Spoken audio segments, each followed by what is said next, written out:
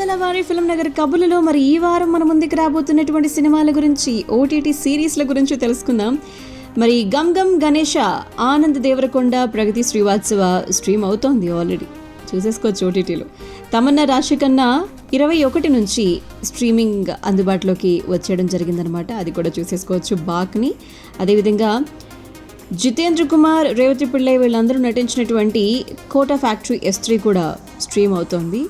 Saindhav June 23 నుంచి మనం హిందీలో చూసేసుకోవచ్చు. వెంకటేష్, బేబిసారా, ఆర్య వీళ్ళందరూ నటించినటువంటి సినిమాని. గుల్షన్ దేవయ్య, అనురాగ్ కశ్యప్ ఆల్రెడీ స్ట్రీమ్ అవుతోంది బ్యాడ్ కాప్. ఆదిత్య దత్ డైరెక్షన్లో వచ్చినటువంటి బ్యాడ్ కాప్ని కూడా మనం ఓటీటీలో చూసేసుకోవచ్చు.